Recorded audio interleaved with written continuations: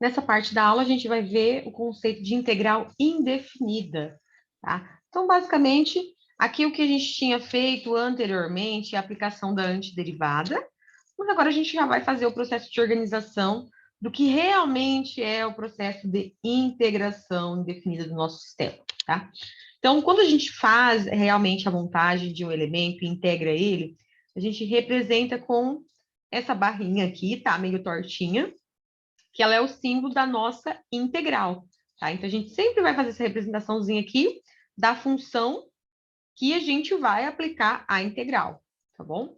Então, a integral de f de x, d de x é igual a f de x maiúsculo, né? Mais a constante. Então, a gente vai ter a aplicação da integral e a sua antiderivada, que é o seu resultado propriamente dito, né? Então, aqui a gente tem alguns exemplos das propriedades, né, que a gente aplica. Então, quando a gente pega uma função de x, d de x, a gente aplica a integral dela, então ela cai numa função de x mais constante. Quando nós temos a outra propriedade dela, né, essa função que está integrada e derivada, a gente tem a própria função, tá bom?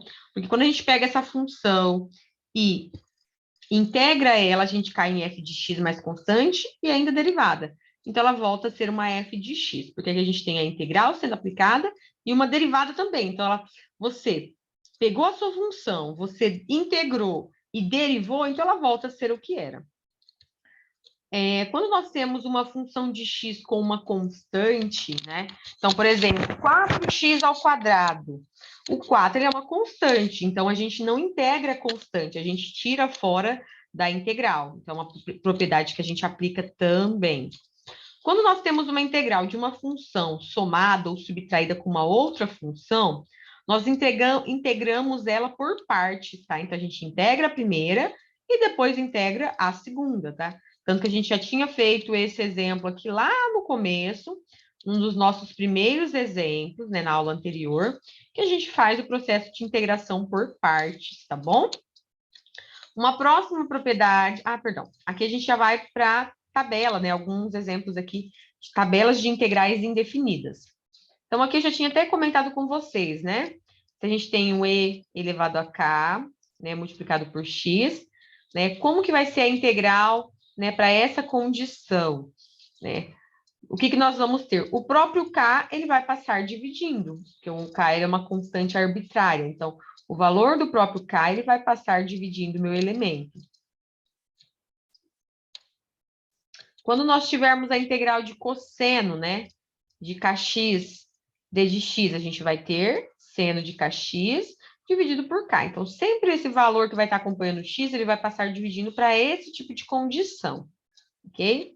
Vamos fazer mais um exemplo, ó. Integral de 1 sobre x mais raiz de x ao quadrado de x, né? Desculpa, raiz quadrada de x, d de x.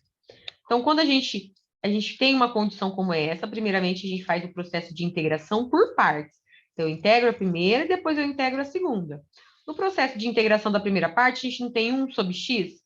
Então, a gente tem um valor tabelado para 1 sobre x, que é ln de x, que é a integral dele. E quando a gente tiver x, raiz quadrada, né, de x, primeira coisa, a gente tem que tirar ela do formato de raiz. Então, como represento ela na forma de potência? Como aqui é raiz quadrada, a gente tem 1 sobre x. Porque o x que está aqui dentro, ele tem o 1 de potência. E o valor da raiz é o que passa dividindo. Então, eu tenho 1 sobre 2, né? E eu integro esse valor.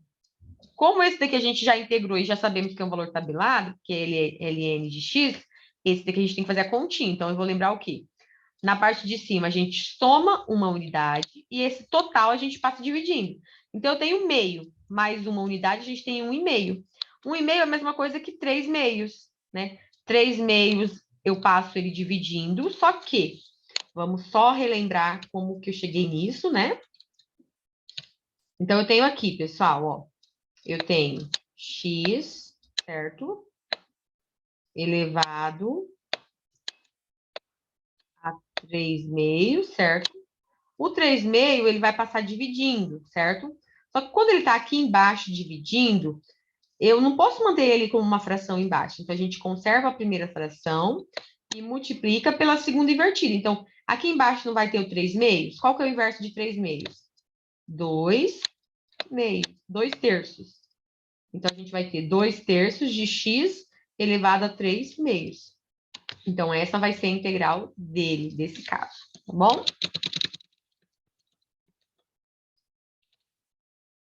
Próximo exemplo.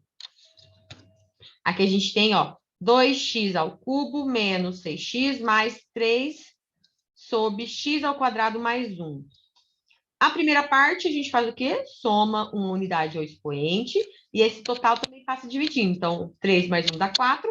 Então, eu mantenho o 4 como potência e passo o 4 dividindo. Então, vou chegar em 2x à quarta sobre 4.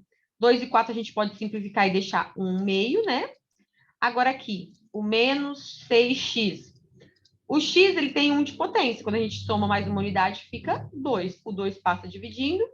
Então, a gente vai ter 6 sobre 2. Então, dá para simplificar também. E aqui a gente tem quem? 3 sobre x ao quadrado mais 1. Vamos lembrar, gente, que esse 3 é uma constante. Então, a gente pode trazer ele na frente e integrar somente essa parcela aqui, que vai ser o quê? 1 sobre x ao quadrado mais 1. 1 sobre x ao quadrado mais 1, se a gente voltar e olhar aqui, ó, 1 sobre x ao quadrado mais 1, ó, aqui está 1 mais x ao quadrado. Mas x ao quadrado mais 1 e 1 mais x ao quadrado é a mesma coisa, né? Que é uma somatório, então, independente da ordem, aqui ele dá a mesma coisa. Então, qual que é a integral disso daqui? Arco tangente de x. Então, neste caso aqui, eu coloco 3 em evidência, que ele é uma constante, e aplico a integral somente em 1 sobre x ao quadrado mais 1, que é o arco tangente de x. Quando eu integro todos os elementos, vamos lembrar que no final a gente vai colocar sempre mais uma constante, tá?